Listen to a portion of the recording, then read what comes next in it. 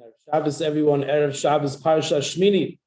It's also Shabbos Meforachim Chodesh Iyar as we head towards Shavuos, towards Man Matan Torah Seinu. Iyar is the Chodesh, the month of preparation for Matan Torah. So I'd like to share with you an idea from the first pasuk in Parshas Shemini, an idea that I encourage everyone to discuss at their Shabbos tables. And as always, we start with a question. Always starts with a question. Here goes the first pasuk in Parshas Shemini. And both was on the eighth day. The eighth day meaning, Rashi points out, the Shemini L'Meluim. It was the eighth day of the inauguration of the Mishkan. It was the final day, and this was the day that the Mishkan was up and running. Kara Moshe called out to who? The Aaron HaKohen, Ulevanov, his children, the Ziknei Yisrael, as well as to the elders of Klal Yisrael, to the Gedolim, to the Rabbanim, to the Rosh Yeshivas. Moshe Rabbeinu called out to the Ziknei Yisrael. It would appear from this pasuk, and here's the question, that those were the only people present at this eighth day of the inauguration of the Mishkan. It was Moshe, Aaron, Banim, and Ziknei Yisrael. Problem is, if you go pasuk Hey, go 4 pasukim ahead to pasuk Hey, it says over there, Moshe brought whatever Hashem instructed him. V'yikravu kol ha'edim, and Moshe brought the entire Klal Yisrael. V'yamdu lifnei Hashem, and they all stood in front of Hashem. Pasuk Hey says clearly that it was Gans Klal Yisrael that were present on this eighth day of this Yom HaShmini, whereas pasuk Aleph seems to indicate it was just Moshe, Aaron, Banim, and the Ziknei Yisrael. That's question number one. Which one was it? Question number two, the Netziv of Naftali Tzvi Yehuda Berlin Zatzal, Rashiva Belazhin points out, if you go back to Parshas Boy, when Hashem instructs Klal Yisrael to take the Korban Pesach, so Moshe says, there it says, in Perek Yud Beis Pasuk Chaf Aleph, Vayikra Moshe l'chol Ziknei Yisrael. Moshe Rabbeinu called all of the Ziknei Yisrael, and he told them, Mishchu kulachem tzoyin l'mishpachei shachatu ha'pasach. Go take the sheep, one per family, and go shech the korban pesach. Asks the Netziv, how come there it says Vayikra Moshe l'chol Ziknei Yisrael? He called all of the Ziknei Yisrael, all the Gedolim. Whereas in Parshas Shemini by the Mishkan, it just says Ul Ziknei Yisrael, not L'chol Ziknei Yisrael.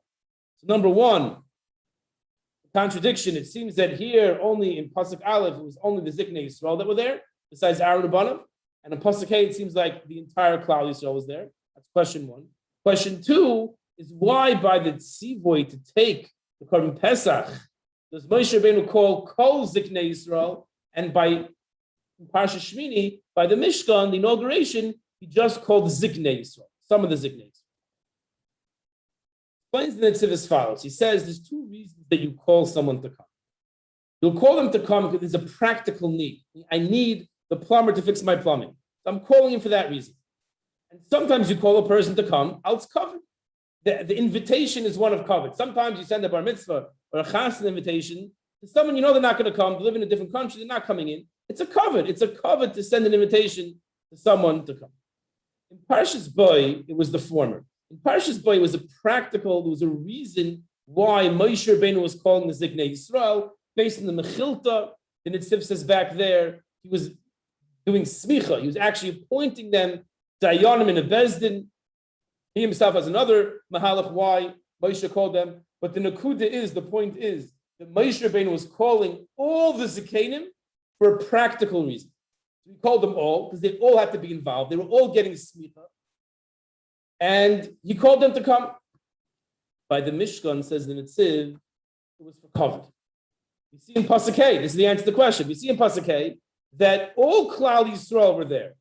So the kriya in pasuk Aleph was not to bring everyone there, because everyone was there. The kriya was for covered. The calling out to the Zikanim, and it was only the chashuva ones.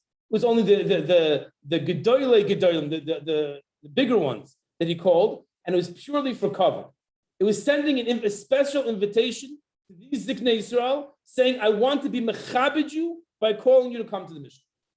That answers both our questions. We understand why here it was only the Ziknei Yisrael, and there it was Kol Ziknei Yisrael. That was a practical need to have all of them there. Here it was only for covet, and it explains also why Gans Klal Yisrael were there. So why is Moshe Rabbeinu calling only a few people to come? The answer is this kriya was purely for kavod, to bechabed them.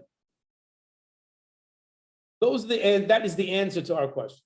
And from this builds the Netziv, a beautiful idea that applies to our tkufa, the point in the Jewish calendar that we're holding right now. That's as follows. The Gemara in Tainis, Darshans, the Pasuk in Shir Hashir. Shir Hashirim, it says, V'yom chasunasoi, on the day of his wedding, u'v'yom simchas liboy, and the day of his simchas alev, his happy heart, his gladdened heart. Says the Gemara in Tainis, V'yom chasunasoi is referring to Matan Torah, when the Yidden received the Torah on Shavuos. V'yom simchas liboy, the binyan Beis HaMikdash. That's the day that the Yidden built the Beis HaMikdash. That's the Yom HaShmini. That's referring to the day that the Shechina is shoyer in Klal Yisrael. That's called Simchas Liboy. Asks the Nesif, isn't the Chasna the day of Simcha? Why are we saying Yom Simchas Liboy and Yom Chasunasa? Why is Yom Chasunasa Matan Torah and Yom Simchas Liboy Binyan Beis HaMikdash? Was Matan Torah, was the Chasana between Klal Yisrael and Kadosh Baruch Hu? The entire Shir Hashirim is that imagery that Klal Yisrael like the Kala, a Kadosh Baruch Hu is like the Chassan, and there's a Chasana, and there's a marriage. So why isn't the Matan Torah Yom Simchas Liboy? That's the day of Simcha. Explains the Netziv something that everyone who's experienced the wedding can relate to. And he says that while the Chassan, on the day of his wedding, his Simchas Liboy is b'shleimus. He is so happy. There's so much Simcha. He's about to start his life, his new life, with his Eishes Chayil, and build a Bayis Dama B'Yisrael.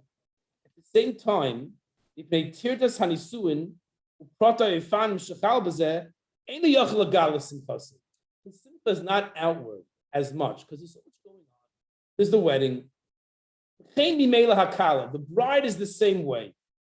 Her Simcha is tempered with Itzavin and Tir Derabah. They're confused. There's so much going on in this family and is making sure this works out well. The Chasna is not the time. The Chasna and Kala's Simcha to be begali. There's so much riding on it. There's so much going on. There's so much tirda. It's not the time where we see the Simcha of the Chasna and Kala outward. When is the time of the Simcha of the Chasna and Kala? After the wedding. After the Sheva Brachas. After they're able to go back to their bias, them in Israel, they're able to go to start a new life, to go back to their house, and it's just the two of them. And then the Simchas Halev is Shalim. All the tirdas are gone, the events are over, and now they begin living their new life. The Yom Chasunasa is Matan Torah. There was so much going on in Har Sinai, and the Simcha wasn't really able to be shown so much. The Yom Simchas Liboy, that's the day of the Akamas Beis HaMikdash, the Akamas HaMishkan, when the relationship now, the Chassan, the Kadosh Baruch Hu is in the Machan Shechina, and the Yid and the Kala is residing in the Machan Levi and the Machan Yisrael, and the Bayis Neman B'Yisrael is being established. That's the day of Simcha. The Simcha is able to come out. So I think, in a sense, that's what we're holding now. Pesach was Gavaldi. It was a wonderful time, and we had the family together, and we had visitors, and we had such a beautiful Yom Tov in the shul. It was busy. The Siddharim are busy. Enjoyable, but busy. And the davening is busy. It's enjoyable, but it's busy. And then you come to Isru Chag, and then you come to this Kufa in between Pesach and Shavuos, where things quiet down. And now is the time that we think back at everything we gained over the Yom Tov. All our ruchnistic accomplishments that we gained over Yom Tov, and we reflect on them. And as we discussed at the Ne'ilas HaChag, the beautiful Ne'ilas HaChag that we had, we discussed the fact that Pesach is a time where we reach new heights in Yiddishkeit, and the way we keep that going forward in the future is by making Kabbalah, making resolutions. We suggested make one resolution in Talmud Torah, one resolution in Kiyam, resolutions, and that's way to concretize what we gained. But now is the time when it's a bit quieter. Kids go back to school, it's for sure quieter. It's a bit quieter, and it's a time. Now it's the Yom Simchas Liboy. Now it's the time to really enjoy the accomplishments of Pesach, but not just to enjoy the accomplishments of Pesach, to take those accomplishments and push further as we head in Chodesh Iyar, is the month of preparation towards Shavuos. We head towards Shavuos and we have a simcha with our ruchnias, with our accomplishments. We're able to keep these resolutions and make new resolutions and keep going weiter and steiging and growing weiter towards Shavuos. We should all be zoich to have A wonderful Shabbos.